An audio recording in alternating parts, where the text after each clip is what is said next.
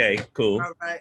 How y'all doing? This is Coach D from Code31, Interviews on Demand, Code31 Zoom edition, and I have a very special guest today. Young man, introduce yourself. My name is Eric Hicks. I'm the president, CEO, and founder of a company called Game Over, founded 26 years ago. Okay. And what made you come up with Game Over? Well, so the genesis is I was like everybody else as a youngster in college. I used to wear labels and brands and this, that, and the other. Then the prices started to go up, and I was like, you know what? Game over. I'm not doing this anymore. So always in the back of my head, I had the idea to come up with my own brand of clothing. But I wasn't in the fashion industry. I wasn't, that wasn't my thing. It's just that I just thought that it was time that we had our own brand of clothing. So it took some years from college, but I finally did it after I had some success in another business. I finally sat down and drew the guy with the ball in one hand and the rim in the other, stick figure. So you actually drew that? Well, I drew a stick figure, right? Okay. And then I had a friend of mine who was a good friend of mine, teammate. His name was Black Stallion, played in the Rucker, guy named Dorian Graham. I had him pose for a still picture with the rim in one hand and ball. And then I sent that to an artist, and he drew it, and then it has evolved over the years so that it is what it is today. All right, it's not exactly how it was originally done, but it is what it is through evolution. So you actually have a basketball background? Oh yeah. I was born in Harlem and raised in the Bronx, but I lived for the first 10 years of my life. I lived on 155th Street and 8th Avenue. A place called Colonial Projects, which is right next door to the Polo Grounds, which is right across the street from Rucker Park. Okay. So when you see those classic pictures in black and white of all of the people in Rucker Park and this, that, and the other, watching Dr. J and all of those, I wasn't there. I was running away in the other direction playing Skelly. I was going to be the Skelly champion, Skelly professional of the world. Okay. And I didn't want nothing to do with basketball until I moved to the Bronx and Co-op City. Okay. And one thing about Co-op City, there was basketball courts even in the beginning everywhere. You know, like when there was 2 buildings open, there was 4 basketball courts. Okay. And people don't know, Co-op City at that time was 95% Jewish. There was only 4 or 5 black families in there, and we were one of them. Okay. And as they opened up the buildings, Co-op City started with 2 buildings open and eventually got to 35 buildings. Then there were basketball courts everywhere. We had no basketball culture because we were the first generation of kids there. So we were making it up as we went along. Okay. And kids also don't understand, like back then, you couldn't turn the TV on and see a game every night. I mean, we saw games once a week at 11 o'clock at night in black and white. My first real experience to basketball, I was listening on the radio to the New York Knicks and stuff like that. Because so your life was kind of compared to like the movie Crooklyn, when they was watching the Knicks and listening to the radio. And Exactly. And but I fell in love with the game, as I say, at first. In Co-op City, all the Jewish kids were playing hockey. And I was the one little goofy black kid with the hockey stick, running around with them. And then I picked up a basketball and never put it down. And that started at about 11, 12 years old. And I went to the park every day. It was right down the street. My mother never had to ask, where was Eric? She never had to ask what I wanted for my birthday or for Christmas. It was either a new pair of sneakers or a basketball. And I was out there every day in the morning making up drills. There were no coaches with cones and stuff like that. No, I was making it up as I went along. Oh, that's what's up.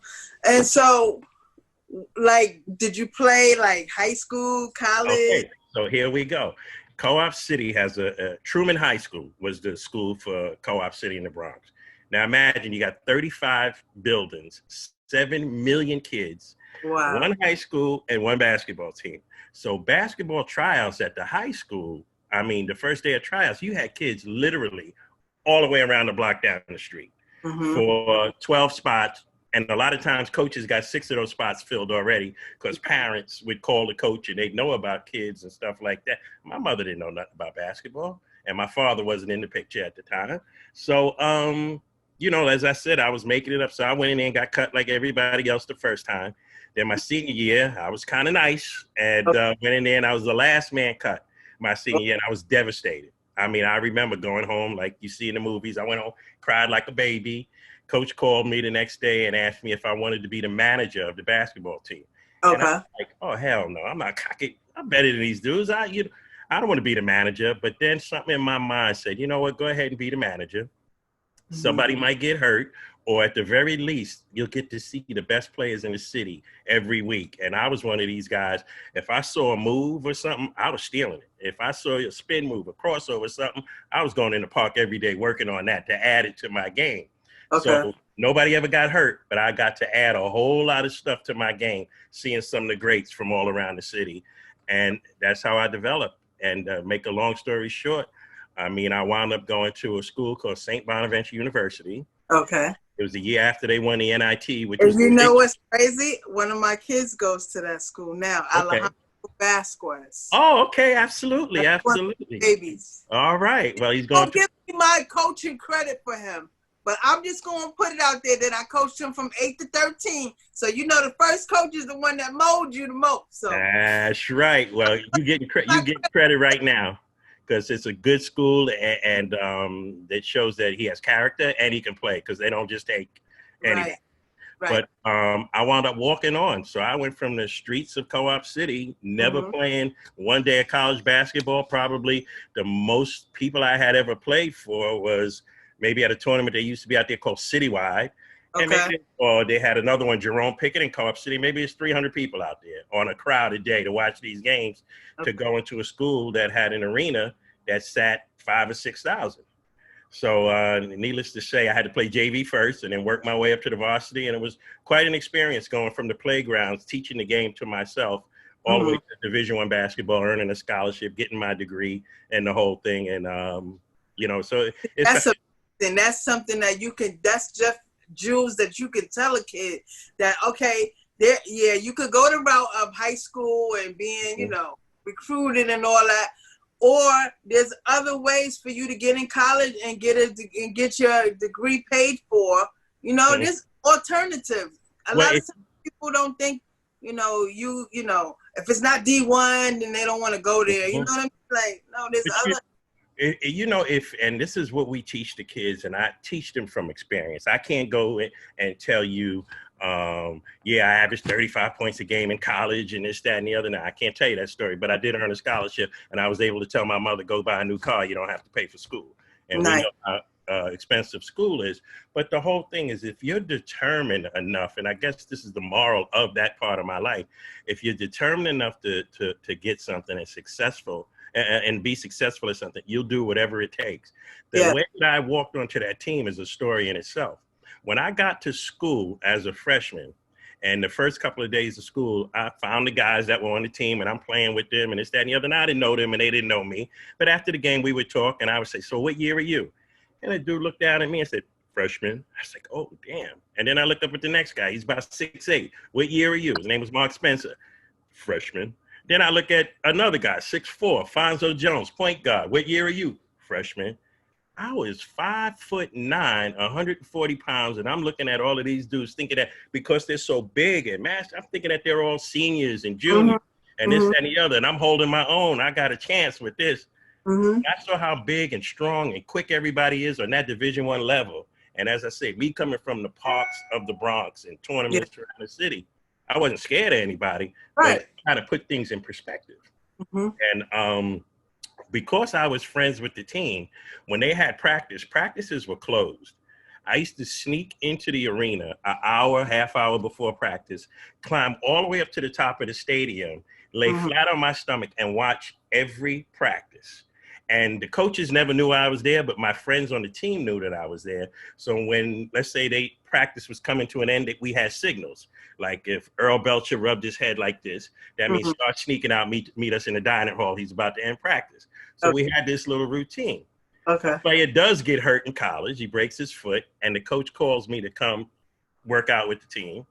Next thing you know, I'm playing on the court, and I know all the plays. And I know all the plays which helped me on offense, but it helped me more in defense, because when guys were making certain passes, I would shoot the passing lane because I knew where the ball was going to go, get a layup or whatever. And they're like, wow, how's this guy know all the plays? I snuck it. I saw every practice as a freshman. Every single one I was there when they practiced at home. So you know that movie, Rudy? Yes. It was supposed to be a black guy. It was supposed to be about basketball, and it was supposed to be me, because that's Wow. the story that I lived. So, and that's That's- how I wound up on St. Bonaventure's basketball team. Okay, so after college, where do we go from there? After college, well, it was a strange trip. I met a guy, and this is a weird part of my life that I don't tell anybody, but I met a group of people that were, what they were into was positive thinking and motivation. And there were a group of people and that they used to have these meetings, Mm-hmm. and they used to talk about motivation, nutrition, positive thinking, and this stuff used to go into my head. Also, while I was at college, you know, I was kind of an overachiever. I had 2 radio shows. I was interning with a law firm. I was playing Division I basketball, and I had started my own business. What did you major in? We got to get that. I was pre-law and business. Okay. And I was supposed to go to law school. But by the time school was over, I had enough of school. But I had all of those things going on. So I was always a kid that thought that I could do anything I wanted. Okay. And the minority population at that school at that time was damn near zero. Yeah. So I had to stay busy with all of these different things. And all of these things kept me interested in school. So when I got out of school, I was such a motivated guy that when I ran into this group of people and then they got to meet me and talk to me and this, that, and the other, next thing you know, they're grooming me at age 21 to be a motivational speaker in front of huge crowds of people. And once again, I was one of very few minorities in this, but I only bring up this part is because the books that they made me read and the positive thinking and things that they instilled with me were the things, along with the journey through basketball, are the things that propel me to this day. Okay. You know, and these are the things that I try to instill in the kids. And I was still playing. You know, I was playing in Western New York and in a few tournaments up there, got some scoring records up there and stuff like that. And but I was still playing basketball, but my mind was really shifting towards business. And I was just motivated by the track that I had to take. And I felt always, and I feel to this day, if you can make it, basketball was the toughest thing. And if you can make it in that, then the rest should be easy. You know, like, especially the route that I took. The case. Well, let me tell you something, and I tell everybody, your story is still being written. This is a chapter by chapter thing, because though I can smile and things look good now, I went through some dark times in business, and I know what it's like. And I know you and I talked once before. I know what it's like not to have electricity in the house, not to have gas in the house. I know what it's like to get up early one Saturday morning. I'm going to play ball. I'm all happy, and there's a man sitting outside with a badge around his neck. I'm like, who the hell is this? And he slaps me with a foreclosure notice. So I know those things, and I fought and I persevered through those things. So those things are great now. This is all part of the story. And it's a story of perseverance, you know, just never giving up, never being told you can't do something. Yeah. And in the fashion industry, and which Game Over started out as, it's tough. Because we as a people have no presence in the fashion industry. We had no power, especially back then. We had no power. And I can tell you the major chains and things that I went to selling my wares and showing, like I'd have a bag of samples and brochures and this, that, and the other. And I'm standing up in front of people, let's say 3 white people who are in charge of buying urban wear. Mm-hmm. And after I do a half-hour speech, they sit there with blank expressions, be like, we don't get it, next. And, you know, it's getting cut. It's the same thing as getting cut. And and those are defining moments in your life. You're either going to give up, or you're going to take that. It's going to light a fire under your butt, and you're going to show them and say, so I lit a fire under you. So what's the next step after you get rejected from the white people in the industry? Okay, so what it was is I'm always thinking, always creating. Okay, so Game Over started as a line of clothing. And what my objective was to design a line of clothing that athletes would wear when the game was over. Everybody was kind of doing short. What year? Oh, I got to tell you years now. But all right, this is 19. Yes, we got to know, because this is 1994. Okay. All right, where athletes would wear when the game was over. And so I had this logo, the guy with the ball in one hand, the rim in the other, walking away, game over, perfect concept, perfect name. The first thing I had to do, and this is what we as a people have to learn about, is I had to trademark Game Over. Yes. So I went through that process, and now you can trademark things within days. Back then, it took 6 months. for it to go through all of the legal, whatever, and a whole lot of money that I didn't have, but I wound up getting. Trademark game over, which shocked me that I could own that term, because the last thing on every video game is game over. So I just knew somebody would have trademarked it already. Got the trademark, and we started doing t-shirts and hats with the logo. We never got to do a line of clothing because everybody wanted a t-shirt, everybody wanted a pair of shorts, and we were doing the baggy shorts. Everybody wanted a pair of shorts with that logo on it, and it just took off.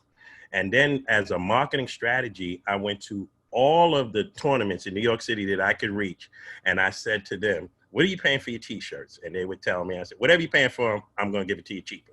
Because I knew the value of having my logo on the front and on the back of these t-shirts was worth whatever money I was going to lose if I was going to lose anything. Yes. And in those years, and let's say the first 5 or 6 years, Game Over was everywhere. From Rochdale Village to West 4th Street to Gun Hill in the Bronx, Co-op City, Junior High School 275 in Brooklyn. We were everywhere. And then I got called by the New York Knicks about doing some things with them, their uniforms for their camp. And then the next thing that led to me doing a one-on-one tournament with the New York Knicks that I created 80% of, where we took every McDonald's parking lot and converted it into these beautiful basketball courts, and we called it the Last Man Standing. So it was a one-on-one tournament in these parking lots. We laid up the floor, we did the fiberglass backboards, the whole thing, and the winners from each borough got to play in the Garden, and they made a TV show out of it. So I give the Knicks a lot of props, and Madison Square Garden a lot of props. You need to bring that back. Huh? You need to bring that back. Oh, there's more. So we did that for 3 years, and it was a great thing. And as I say, the championship was in the Garden, and everywhere that you looked, every McDonald's had a banner that said, Last Man Standing one-on-one basketball tournament brought to you by Madison Square Garden, the New York Knicks, Game Over, and Gatorade, which was huge for me. Yes. This is a company I started at my bedroom at the time in Co-op City. And then on the Madison Square Garden billboard, they would also advertise that thing. And then they put commercials on the MSG network. And that was a wonderful thing. And we also did it in Europe. So we used to go to Spain, and I sent them, I did this on my own. Somebody saw the TV show that was produced here on the MSG network and said, hey, we need to do that in Europe. And then whoever he was watching TV with, a friend of mine said, listen, I know the guy who did that. Got me on the phone. How would you like to do this in Spain? Next thing you know, I got first class tickets to Spain. I had sent them the whole blueprint to everything. When I walked out on that, they had these courts on the beach. When I walked out there and saw my banners and my logo and everything all over the place in a foreign country, and everybody barely spoke English. And they had the DJ and the guy on the microphone calling it out, because we went really streetball with it. And they adopted everything that I had given them and the videos I had sent them. It was really a moving moment to think that, okay, once again, from the streets of Co-op City in the Bronx to now I'm sitting here in Barcelona, Spain, with this huge tournament that's packed, and I don't have to do anything, and it's all Game Over. Even those trophies you see in the background there, we were giving out the Game Over trophies at the time, which is a whole nother story. But that's a blessing that your friend was able to connect you with somebody over there. Just as simple as like how I met James, aka Ham, and he referred me to you. Absolutely. We all built like this. It would be so much easier and so much better to network. But you got some people that think, oh no, if I connect you to that person, then I'm not gonna be who I am. Like, it's ridiculous. It's enough for all of us to eat. And it's really sad because, but I and now I'm gonna get a little deep, but it goes back to slavery. Yeah. And them pitting one against the other, but even deeper, us falling for that. And we perpetuate that without anybody even having to do things. Yeah. And, like we look at a company like Nike. All right. Nike does $4 billion a quarter. Oh. All right. Not a year, a quarter. And and people say to me, well, you're just similar to And One or this, that, and the other. All right. Well, I know the dudes from And One. We started at the same time. They sold a company for $350 million. $350 million. When they did that And One mixtape tour, that was such a brilliant thing. I give them credit, because that's the one thing about those guys. It was two Jewish guys. They complimented me, and I used to compliment them on what they did. Right. And when I knew they tapped into that thing with the mixtape tour. I thought that was brilliant. It was nothing different than I was doing with street ball, all the years before. In fact, some of them same guys that were playing for And One used to wear my stuff at the Gun Hill tournament in the Bronx. And it's so weird when they got with And One, some of them wouldn't even speak to me. They wouldn't even make eye contact. Wow. Yeah, it was like crazy. They probably was told not to talk to you. Probably. Yeah, well, I've been blackballed by a few of the companies, one we talked about already. And how do you handle stuff like that? You know what? You just keep going. You find a way. If you're an entrepreneur and you're determined, and it goes back to all of the motivational stuff and all of the things that I've been through, you find a way. You really, really find a way. The story that most people know is the battle that I had with Nike. And what happened was I used to have, along with creating the Game Over trophy, which was a marketing idea that I had to make this trophy that was different from anything else, because for a couple of reasons. It was going to be a sculpture like the Heisman Trophy for basketball, but it was going to have a black man on it. And all the trophies and all the tournaments that I had played in as a kid, I never got a trophy that had a black man on it, which made absolutely no sense to me. I love my trophies, and I got nothing against white men on trophies. It's all good, but why can't our little black boys get a trophy with something that represents us? Right. So that guy with the bald head and the baggy shorts and the chiseled arms and everything, that's my reputation of the strong black man on top of a trophy as a symbol of victory. Do you have a female version? I absolutely do. Okay, good. And she got braids and the whole thing, and absolutely. And if we never do anything else in business, I know that at least 10,000 of those things are out floating around the world as a symbol of victory that we created. And some of you, I don't know if you got a chance to look at any of my social media, but if you look at some of the players that have gotten Game Over trophies, from Steph Curry to Vince Carter to you name it, they all have gotten them over the years competing in certain things, or when the U.S. Olympic team invited us to give every player of the U.S. Olympic team a Game Over trophy. And let us take pictures with them and everything. So that was another thing that we came up with to supplement the apparel industry. And what happened was the apparel industry got crowded, it got small. I got blackballed by one of the major companies, told the biggest sneaker distributor in the country, I'm not going to start calling out names, if they ever see Game Over in there, there's going to be a problem. And so that got cut, those things. But we did sell in Macy's, Dr. J's, Foot Locker, Models, and this, that, and the other. One of them that I named. Going out of business now. You see the irony of it? Said it. Oh, all of them are going out of business now. You know what? And Models did give me a shot, and I was grateful.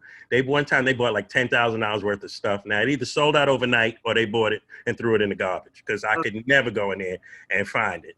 But the irony of them filing bankruptcy, and I can remember how nervous I used to be pulling up in my rental car to their office, shaking with my bag of samples and this, that, and the other, and putting on this whole presentation. And they sit there and they look at you and, all right, we'll get back to you. But eventually, after 3 or 4 years, they did put us in there. Never really went anywhere with it. But it's just ironic that they filed bankruptcy this year and we're still in business. So. You know what? We need to come up with another store like Stephen Barry's that had Stephon Marbury and Venus. Yeah. Because I was on the verge of signing with them when they went bankrupt. Well, you know what? We need those kind of stores, though. But you know what we need to know even more than that? We need to know that if we get those kind of stores, that our people are going to support us. Yeah. You get them stores. Now, in these times, I believe they will, because everything black is selling at the moment. So well, and I agree. Now's the time, and I feel like I'm fortunate. Imagine I had to survive 26 years to get to this time when I've been preaching this all along. There's no reason why, as a race, we dominate on the court. But then when we get to the business aspect of it, especially the first 15 years that I was in business, that we had no presence, nobody of any power, nobody would step up and say, hey, yo, get his brother a chance, this, that, and the other. And I've been with all of them. Now, when I say I've been with all of them, I've been on the desk of the movie producers, and you sit there, and, wow, I hope he puts a Game Over t-shirt in this movie, and then they don't. The rap videos and the videos at one time, just the music videos in general, that's what was driving the apparel industry. We had one time where Puffy had us make these jerseys, and they were Game Over basketball jerseys, but they said Bad Boys, and in a San Antonio font. So they were black and white. They said Bad Boys instead of San Antonio, and had a little Game Over thing on it. And it was G Depp. He had a hit. The video, yes. Yeah. All right. So check this out. That logo, my logo, showed up in that video for maybe 4 seconds. That might be an exaggeration. My phone rang off the hook. Yo, you down with Puffy now? Where can I get one of them videos? If somebody would have just stepped up and said, and we done had some black movie producers, and I ain't gonna call them out right now either, that made movies about basketball. So you know who I'm talking about. Yes. If they could have said to me, or we could have got it, my man, just wear my uniform, just wear my, why wouldn't you do that? Right. Why wouldn't you do that? Where people like you and me break our necks to do things for everybody in our circle. Yeah. Some people. So in my first 15 years, when I say crabs in a bucket, it really was.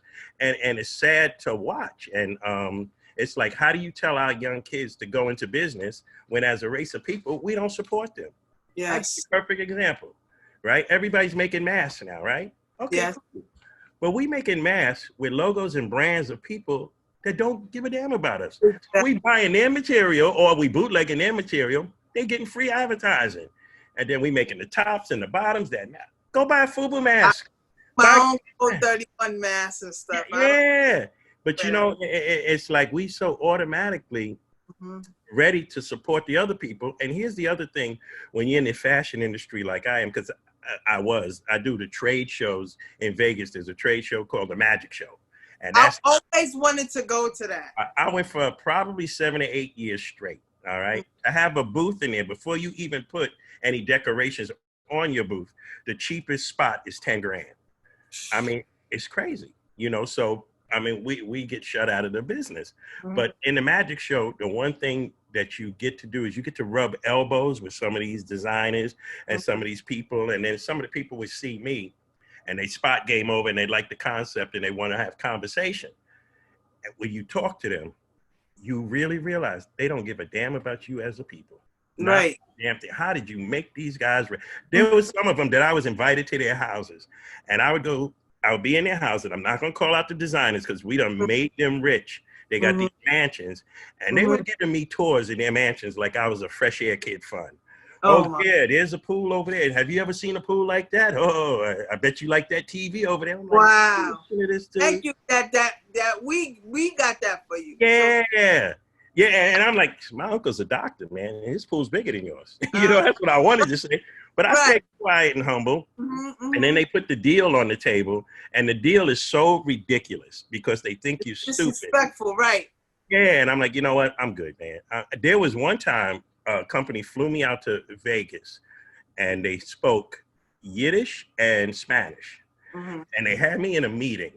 And every time they wanted to talk behind my back, but in front of me, they would either talk in Spanish or they were talking Yiddish.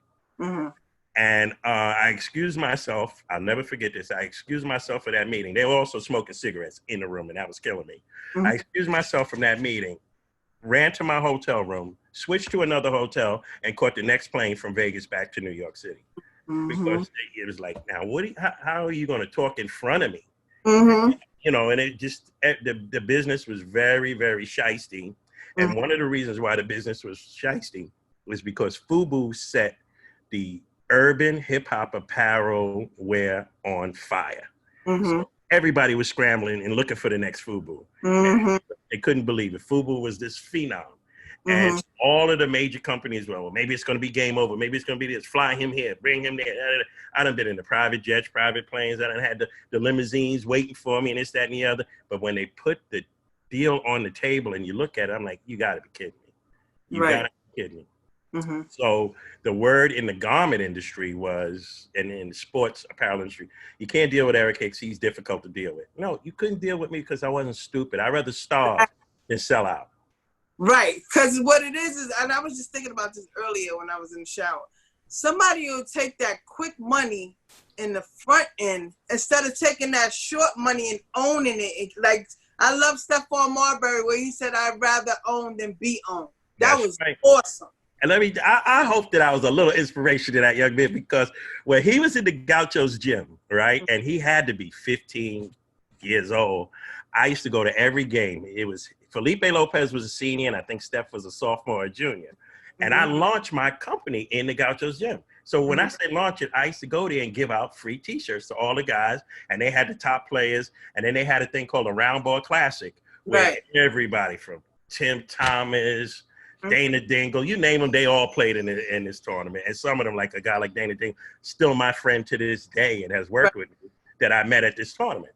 But so Steph was getting game over T-shirts and trophies and things like that. And in fact, there's a famous picture in Slam magazine with Steph with his arm around Sebastian. And I remember that day because I gave him that shirt and I said, they're not going to let you wear it, but here, try it anyway.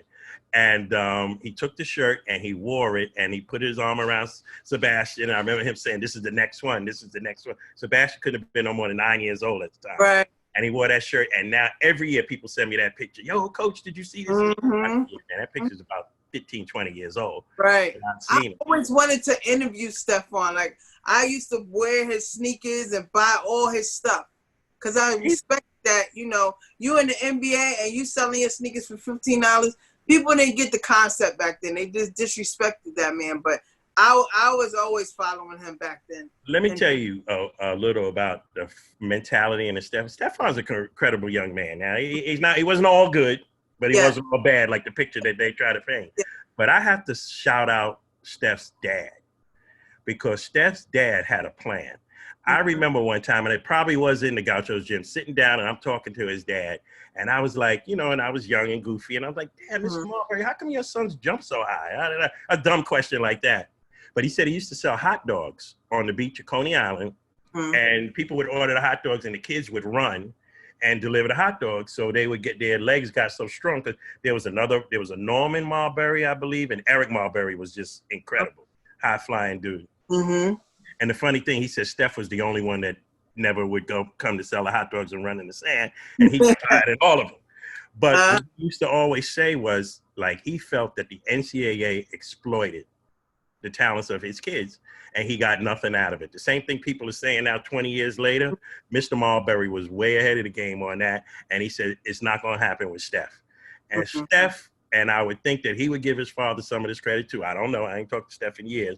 But Steph was a revolutionary when it comes to business and basketball, and taking advantage of his platform to make money in sports away from what goes on the court. And there's a few others like that. Jamal Mashburn owns 54 Outback Steakhouses. I remember having conversations with a guy by the name of Reggie Theus, and I believe he was telling me about coffee companies, and we were in LA, and I was like, how you gonna make money on coffee? What are you talking about?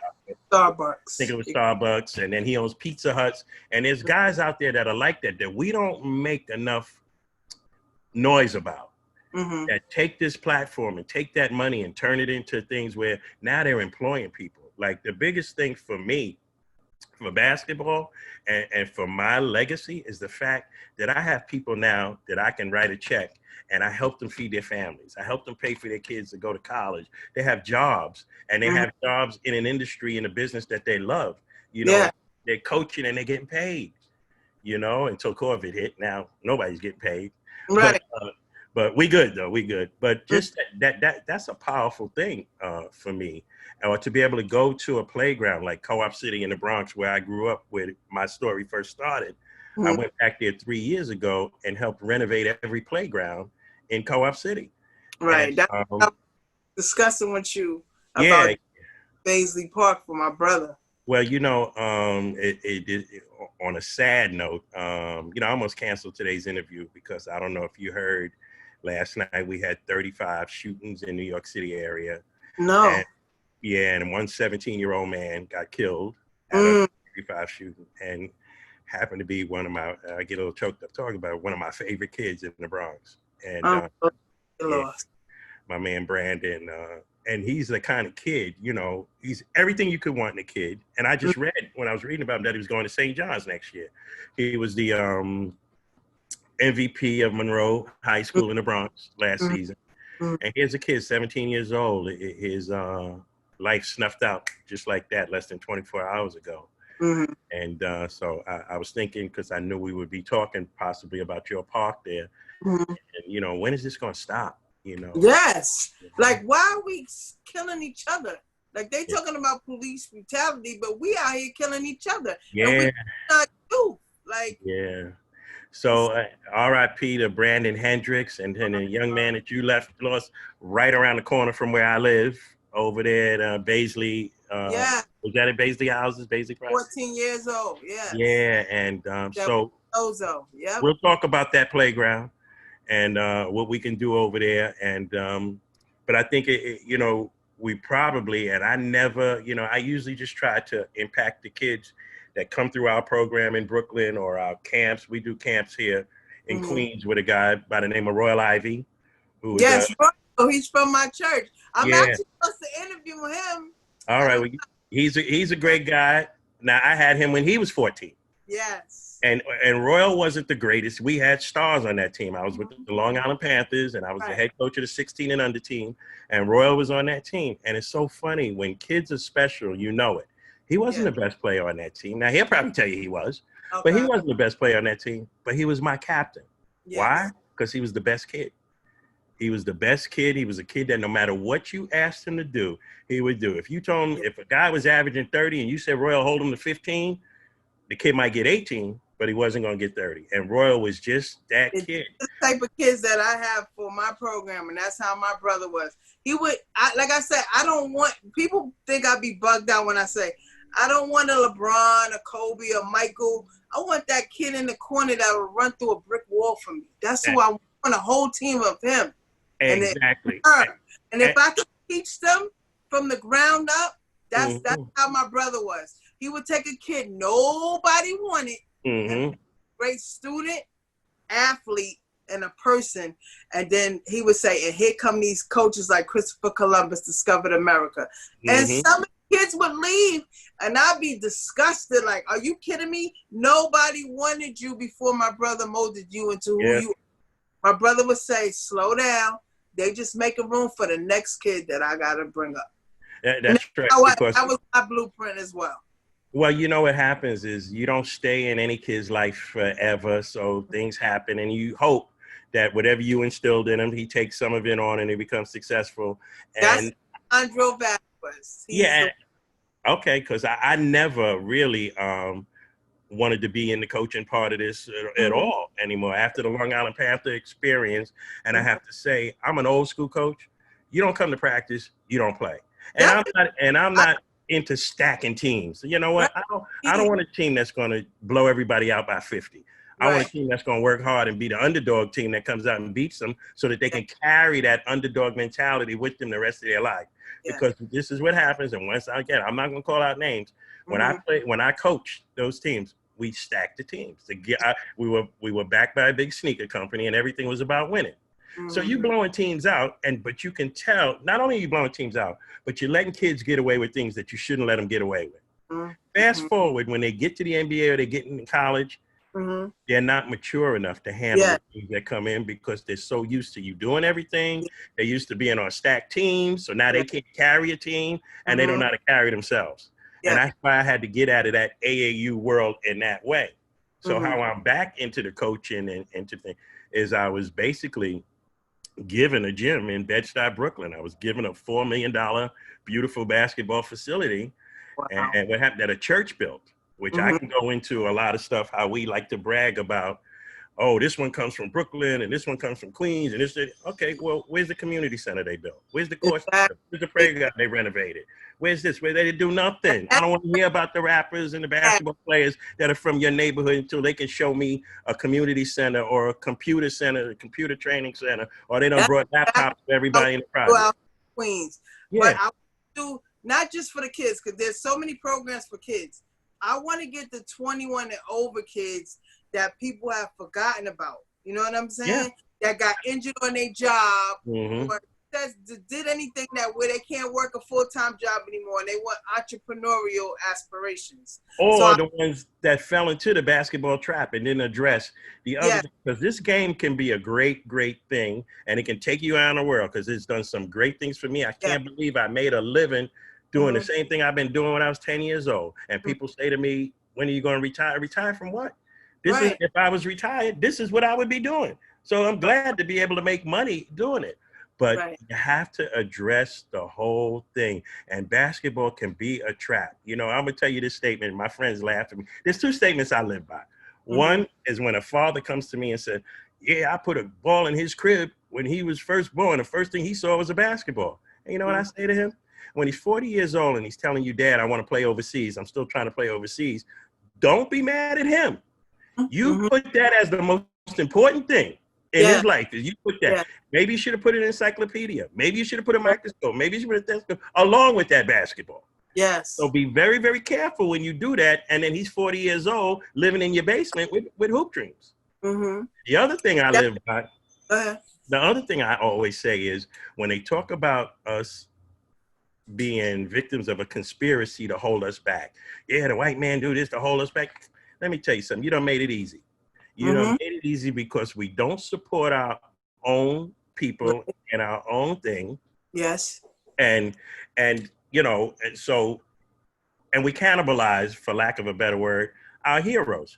Are we really going to sit around and worry about if LeBron James is better than Michael Jordan? Or are we going to say they both great? And thank God we had to. I always say it's the same reason why the Rolling Stones can sell out Giant Stadium 5 straight nights.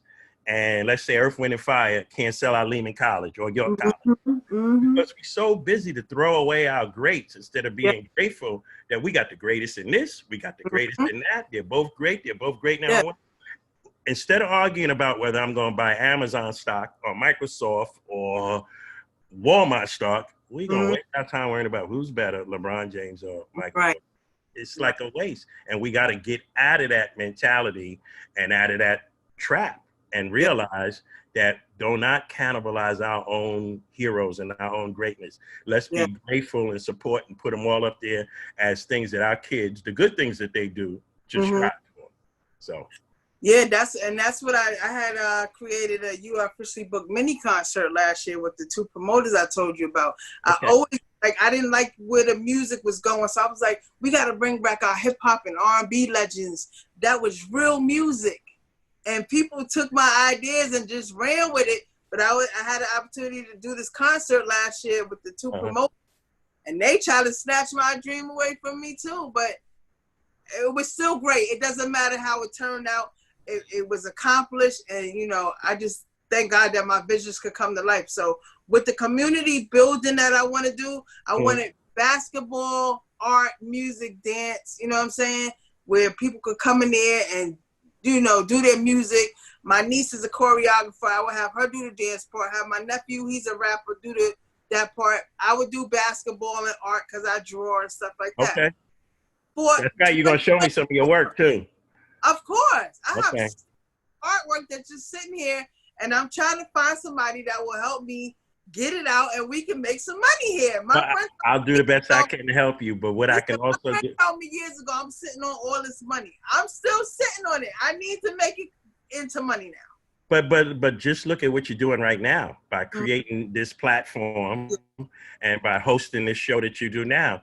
That just shows that you're not just talking, you're doing. You know, there's a lot of people during this COVID thing that are sitting around feeling sorry for themselves. Yes. And I tell my kids, because we still do Zoom training every Saturday morning, that this is going to put a lot of pressure on people, and a lot of people are going to fold, and some people are going to come out on the other side as diamonds. And you got to decide what you're going to do.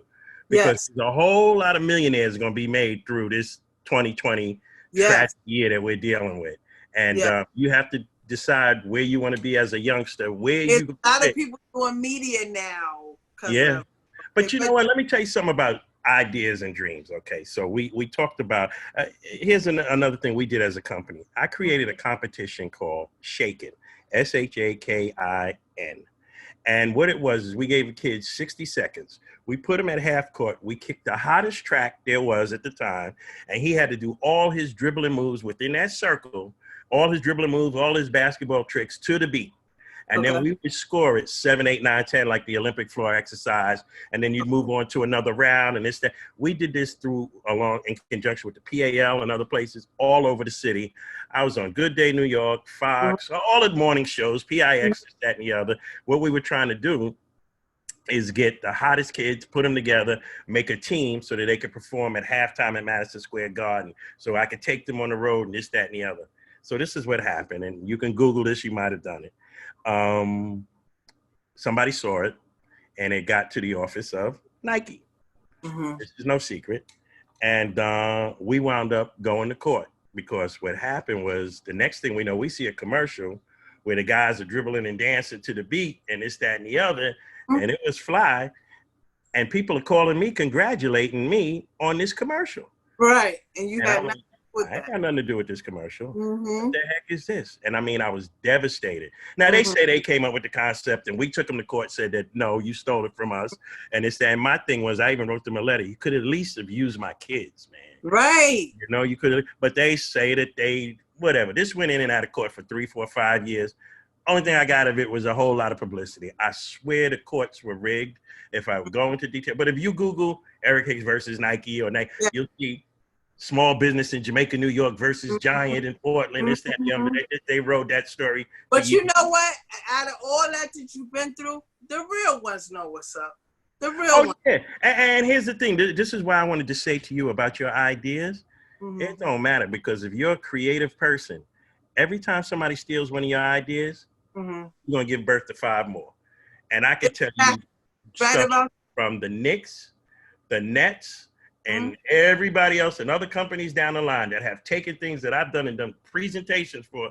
And the next thing you know, somebody's calling me up saying, hey, you know, so-and-so is doing so-and-so. And I'm like, who's doing what? And, you know, where I got screwed. So but you learn about intellectual properties. You learn about trademarks. I have trademarks. I have patents. I have copyrights on a lot of the stuff, different stuff that we do and a lot of the different things that we create. And you have to do that. Once again, this is what handicaps you as a minority business. All of that stuff costs money. Yes. My legal fees on certain trademarks and copyrights, from trophies to T-shirts to sayings and things like that, my legal fees for 3 years probably cost me more than the money I made in 5 years. Right. You know, it was all part of that process where I was getting killed. And the lawyers, sometimes the lawyers give you a break. I got a bill right now here for $12,000 for lawyers, you know, which fortunately we're in a position where we can pay it. But I'm like, who can afford to do that? Right. Who can afford to do that? So it's the cards are stacked against you. However, but there are people that know how to do it where it doesn't cost you all this money, but they won't tell you how. Yeah, it really is. It really is a trip. Same with real estate and the foreclosures and all that stuff that I want to learn about. People know how to get these houses pennies off a dollar, and they will not tell you. One house. Okay, so here's the beauty of what I've done and what I've gone through. You get to the point where I'm never going to be the next Nike. We make a good living. We do well, this, that, and the other.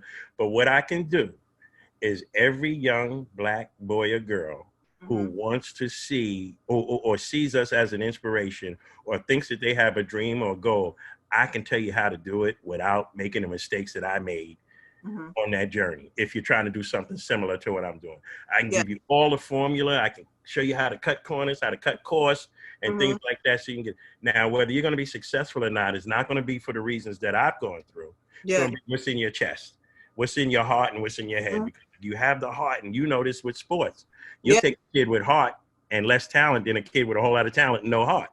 You know? All the time. And it's the same thing in the business world. And I think what our kids and what our community has to understand, the things that we teach and train in basketball are transferable to life in the real world.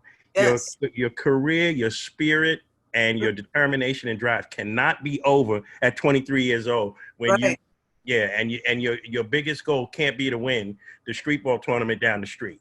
Yes. Take those skills. Those are multi-million-dollar skills that you've developed and determined to be successful in, and put them to use in the world of business or in the world of anything. And don't get stuck trying to be in the NBA at 35 years old or trying to go overseas. And you also said you have a TV network. Talk about that as well. Okay. Wow. That's deep. All right. So this is. I want to know it all. Once again, okay. I want them to be like from the beginning to the end. I learned so much from this interview from Mr. Hicks in Game Over. So this is what happened. When I was working with the Knicks, I was the apparel provider for their summer basketball camp. So they were ordering basketball uniforms like by the hundreds. reversible tops and bottoms. And it was a huge order. And it's how I learned how to deal with bringing in stuff from overseas and this, that, and the other, and blah, blah, blah. Now, the Knicks don't want to pay no money. They pay for it, but they won't pay you at cost or below cost. But me being a dummy or being naive, I'm like, but if I have the Knicks and I have my name with it and this, that, and the other, it'll be a valuable thing to me. And yeah, that's true. But you guys should have paid for it because you had the money. You should have paid. You should have paid the right price for the trophies and the apparel. And I'm saying that, and I hope you see it.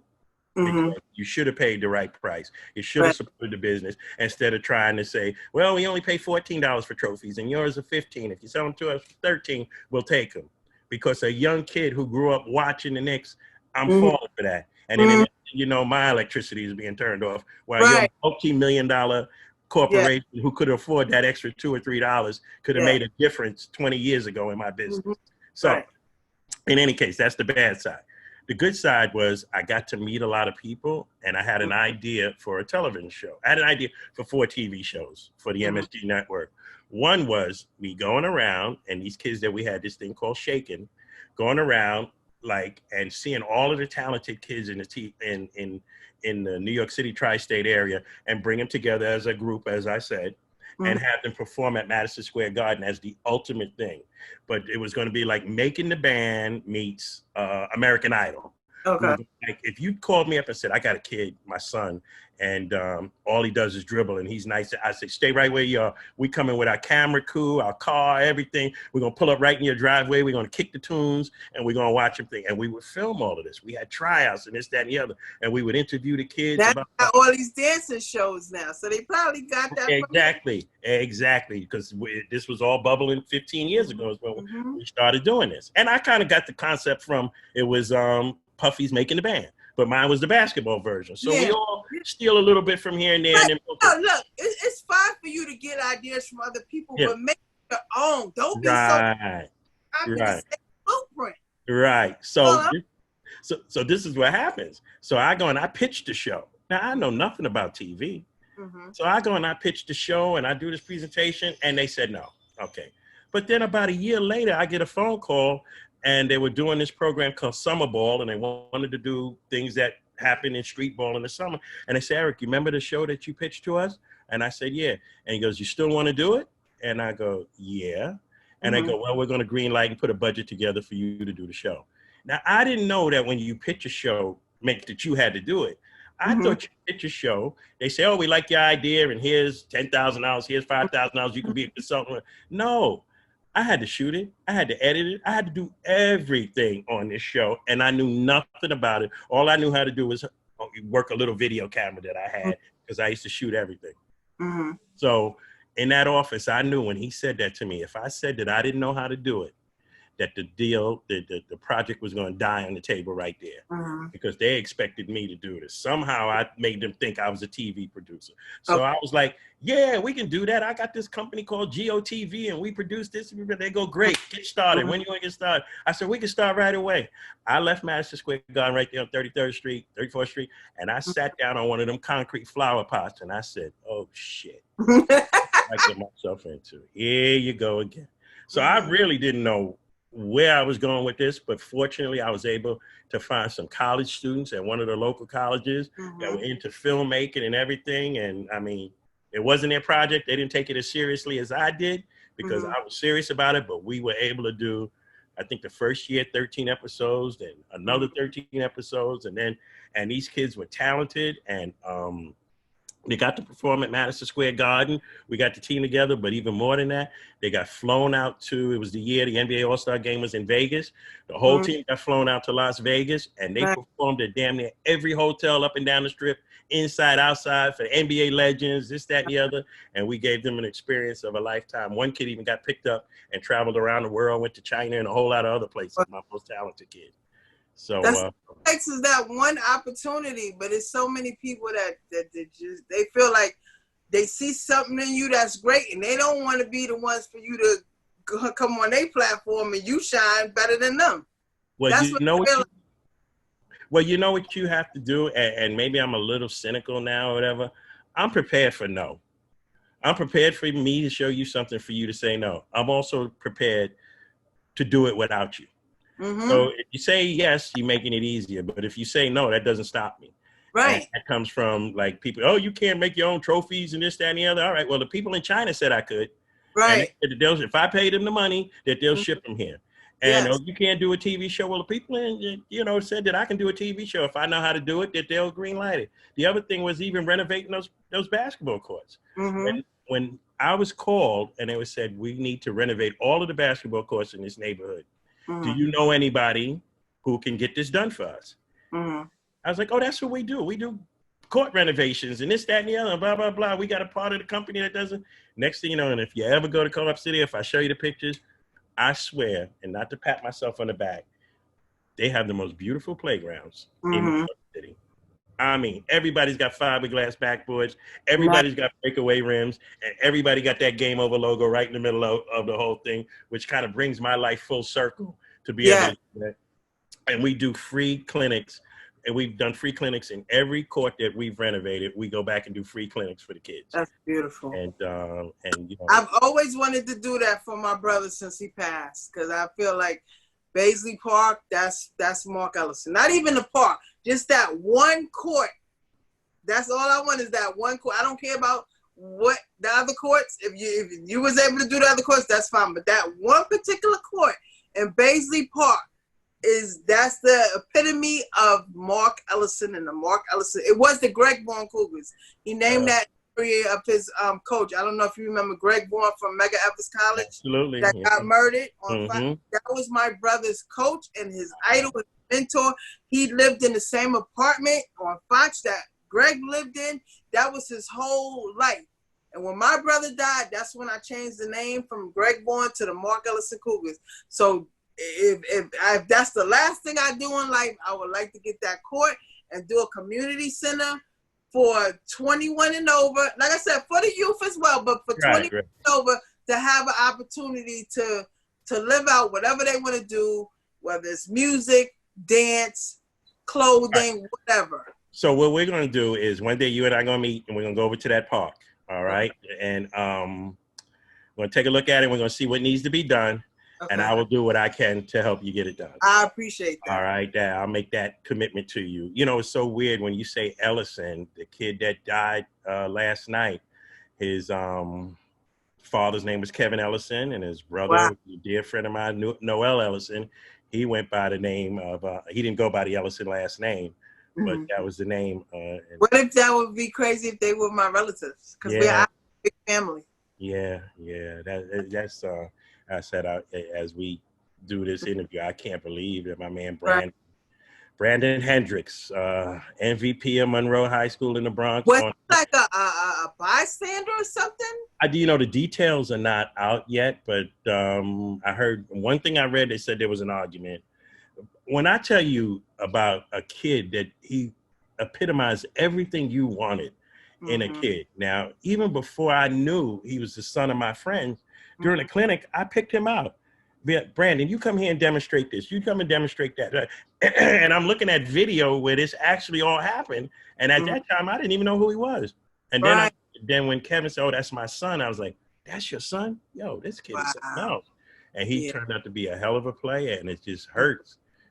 Violence in the street. And we're falling for everything. They have nothing to do. That's exactly why I want to do community centers like this. Because they have nothing else to do out here. But that's true. But I got nothing to do, so I'm gonna shoot somebody. No, I you know what I meant by that. I know what you're saying. But that's just the ignorance of our community. And it's the ignorance also that sometimes is perpetuated in our culture. We got to change certain things. You know, we got to stop glorifying certain things because we glorify stuff. And then when it comes to reality and music and stuff like it's two different things, man. Yeah. You know, like I have, I'm sure you know, you've heard about the guy Jason Williams, who played for the Nets, NBA All-Star, shot his limousine driver. And Jason is a friend of mine, you know, and got there, but for the grace of God, I would have been there that night where he shot the guy and the thing. So Jason, when he comes out of jail, you know, because he had to serve time for manslaughter and some other things. When he comes out of jail, he comes to my place in Brooklyn. And we had 300 kids there. And Jason really, really told what it's like to be in jail. Mm-hmm. And the reality of especially being a star in jail. Yeah. And these kids in that gym, you could hear a pin drop because he was telling them and he gave them the real story about, yo, get your life together. You know, stay on this path to school or whatever. Yeah, it's difficult and it ain't the greatest thing in the world. Yeah. It beats what he just been through. Yeah. And what we try to do is bring people that can tell those stories and bring people that can tell the stories of success, like a Royal Ivy. Yes. Royal Ivy, I talked to some people, they don't even know who he was. He played in the NBA. Yeah. Right. Not only did he play in the NBA for 10 years, he getting a pension. He made like $1.3 million or something in his last few years. And he's the assistant coach. As assistant coach of the New York Knicks. I have another friend, and even we could talk about Rod Strickland. You know, Rod Strickland now works for the NBA and figured out how to get in there from a business standpoint and do what he has to do. I had a friend named Lester Connor, played 15 years in the NBA. Nobody's even heard of him. Most people haven't even heard of Lester Connor. Lester Connor played 15 years in the NBA, wound up being an NBA coach, assistant coach, and I think now he works for the Magic Johnson Foundation or something like that. Guys who take that basketball thing and realize that's only 23, maybe if you're lucky, 30 years of your life. But what are you going to do for the next 50?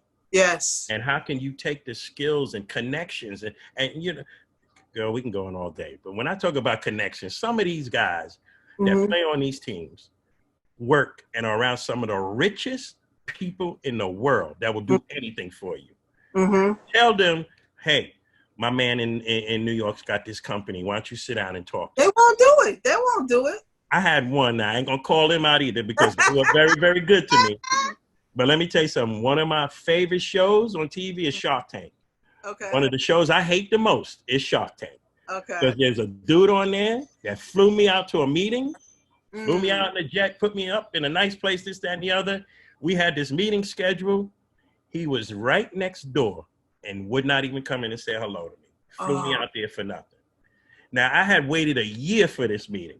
A year. So I was all prepared. And, you know, you can't sleep at night. This is the dude that's going to change your life. This is the one. And I've had other situations where you sit around, people make you promises and you staring at the phone for, not for days, not for hours, for months. And then you're calling them, yo, I thought you were going to do this, da, da, da, da, da. And you're leaving messages and they don't return your call and this, that, and the other. They flew me out there. I ain't going to say where, because if I say where, it'll give it away. And didn't even come next door to say hello. Sent some flunky in there with a yellow pad and said, okay, if we're interested, we'll give you a call. And wow. A meeting that I waited for a year lasted. How do you handle that? Because I have people now that say, oh, I could get you interviews with this person, that person, or I connect you with this one. And I was supposed to have an opportunity to have a channel on somebody's, you know, TV. I know we talk. You know how you handle it is, I hate to say this because I don't want to like taint anybody's spirit, but you always have to assume, and this is, I tell everybody, 90-something% of the population is full of shit. Yes, they are. And I hate to call it out like that, but after what I've gone through in business, so you always have to have a plan of, if they come through, great. If they don't, what is the other way that I'm going to get it done? You know, when Malcolm X said, by any means necessary, that goes in my head all the time. Yeah. By any means necessary, I'm going to get this done. I'm going to get, and if because I've been doing the media thing in front of the camera for 2 years. And when I tell you, like, I've interviewed KRS-One, Ice-T, all these people in 2 years, people are like, how are you doing this? I'm like, but you know what? But what you're doing is you're putting together a body of work. You're putting together a collection. So that 2 years, as long as you saving all your stuff, it will find a home at some point and it will have value. I had a guy, now I'm gonna tell you another story. I don't know if you know the name Sonny Vaccaro. Sonny Vaccaro is the guy who started Michael Jordan. When I first started Game Over, somebody put a meeting together with me and Sonny Vaccaro at the ABCD camp at Fairleigh Dickinson University. I can tell you who was running the camp, who was playing in it, and who, because like I said, I was in that mix at the time. And Sonny Vaccaro took the time to come out and look at, he came into this room and he looked at Game Over. I had woolen leather jackets with the logo embroidered on it. And I had the t-shirts, the shorts. And Sonny Vaccaro looked at it and he looked at me and he looked at it and he goes, who did this? And I said, I did it, Mr. Vaccaro. And he goes, let me first of all say one thing to you. And I go, yeah, because you're a genius.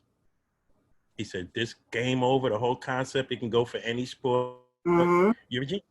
Which gave me the fuel. Now, I would have liked had he written a check or helped me, but I can understand the whole Michael Jordan thing. Now, had Michael Jordan been whatever, he might have said, yo, I like that. And that figure kind of looks like me. And this, that, and the other. Let's incorporate this. And then lives change. And then you can help a whole lot of people. But that kind of stuff didn't happen back then. All right. But I'm only saying this, and I'm grateful for Sonny's kind words and this, that, and the other.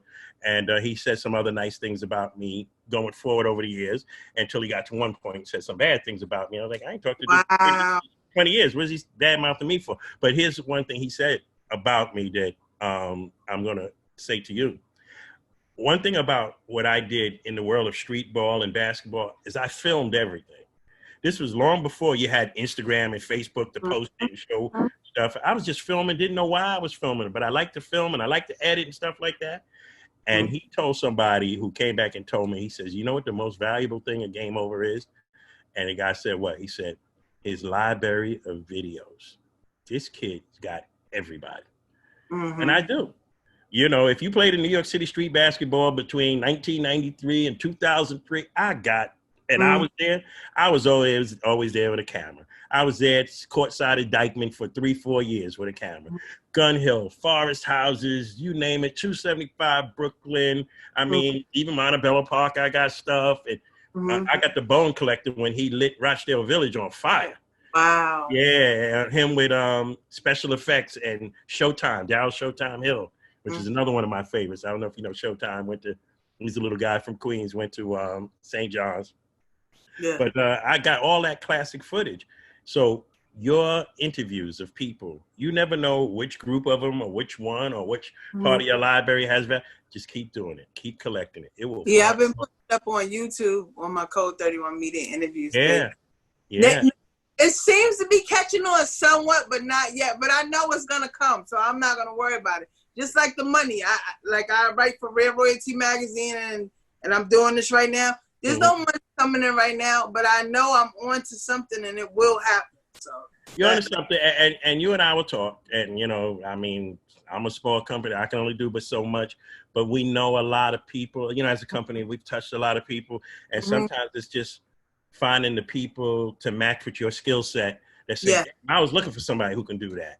And talk about animation too, because there's something I really want to work on with the animation as well. Yeah, I'm gonna touch the media thing somewhere that nobody has done before. Well, I just got the right people to do it with me. I'm gonna have to show you the animated series that I worked on for years, and I actually had animated some of the characters myself using a video program in Photoshop, and it took hours and hours. And if you stood outside my house on any given night that week and you were outside the window, you'd have thought there was 14 people in here, because I did the voices of every character in this animation.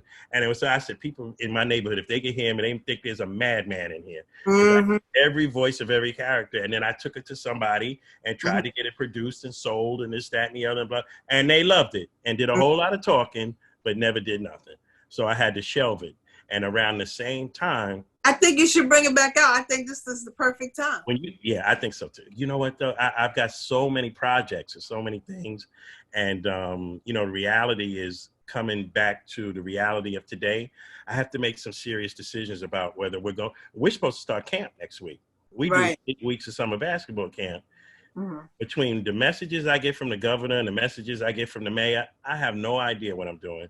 I know the parents want us to do camp. Now, I just read something before I got on the air with you, where by no means are we allowed to do any kind of basketball training or anything in an indoor facility, this, that, and the other. So I don't really know where at. So I've been wrestling with those things. But all those basketball courts you did, you can use those. Yeah, but if the police come or the city comes or a thing comes, the next thing you know, they fine you or you get in trouble. No, I'm saying if you're able to do it on the outside. If I'm able to do it on the outside. So I have to talk to Co-op City and see if that's, you know, if they'll allow us to do that. And it's kind of a real sketchy time for basketball. Fortunately, I haven't really had but 1 or 2 vacations in 26 years. So I'm enjoying my time at home and being around the house and doing things, and also using this time to be creative.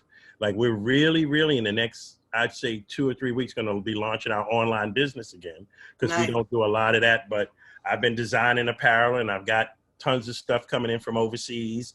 And well, I'm gonna be picking your brain. You're gonna be my mentor, and pick you're away. my burrow. So, and once you see my artwork, you might see something in there that might correlate with what you're doing. Because Absolutely, my artwork, they say it reminds them of somebody they know. mm-hmm. Weird. I met somebody. I drew a guy with a big afro. And when I was movie set, it looked exactly like him, and I let him use my character. He's a comedian, and I my character on his apparel when he performs. So it's crazy that. But here's the good thing about where the apparel industry and just being creative has come in the last 20 years that I've seen. There used to be a time where if you wanted to do music, right, and you wanted to do it seriously, you could write something in your house, but you had to pay for hours and hours of studio time and producers and this, that, and the other, blah, blah. Mm-hmm. Now, the way technology is, you can do whatever you want and not spend a whole lot of money. You can produce a hit in your bathroom using that as the echo chamber and sound effects in your basement.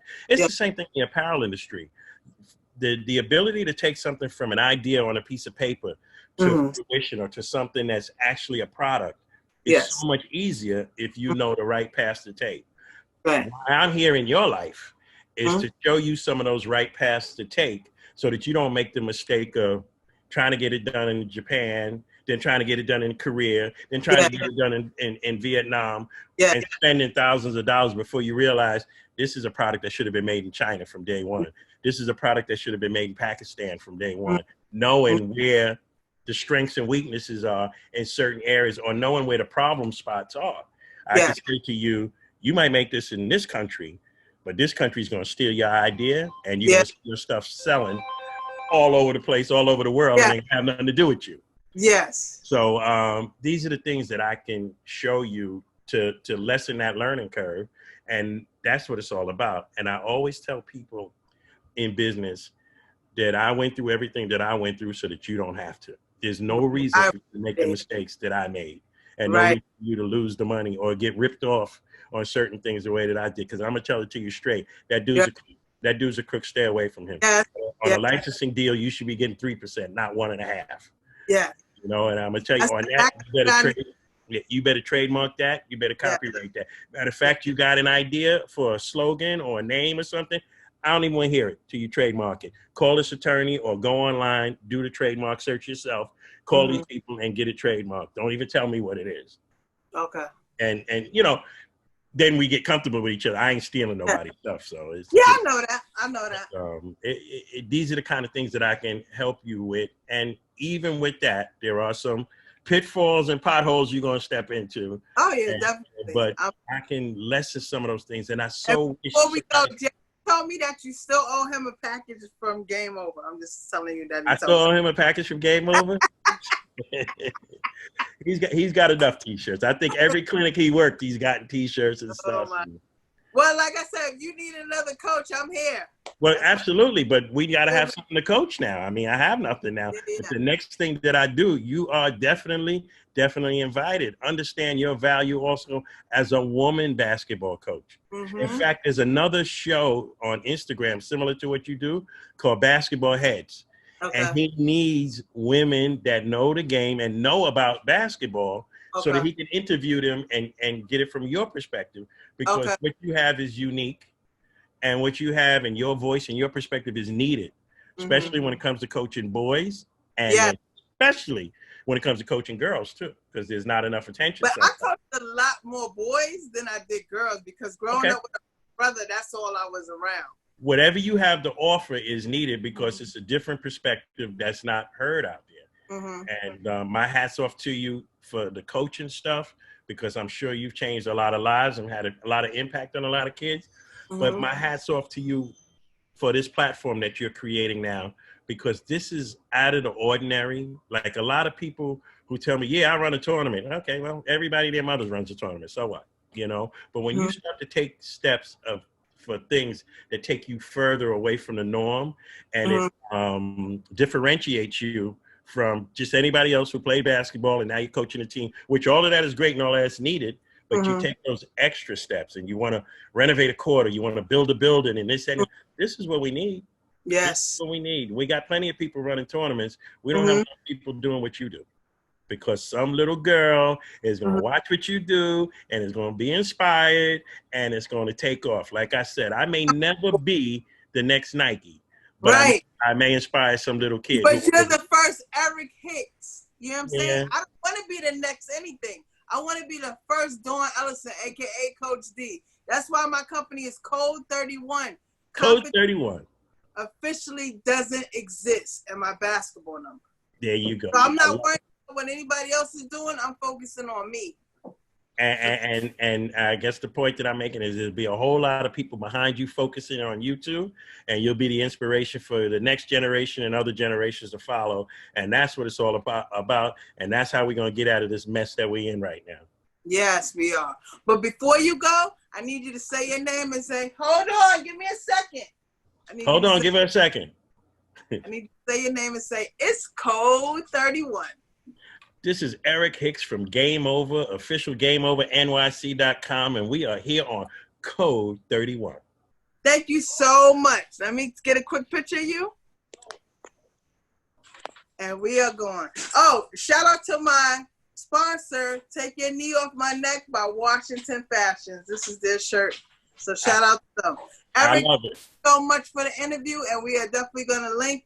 And if you know of anybody that would like to be on my show that you think is worthy of me interviewing them, send them my way. Hit me up, because there's a few things we can talk about and some things that I can help you with. All right. Thank you so much. And we're going to walk that park, too. Yes, we are. Okay. You have a blessed day. Same to you. Thank you. All right. Bye-bye.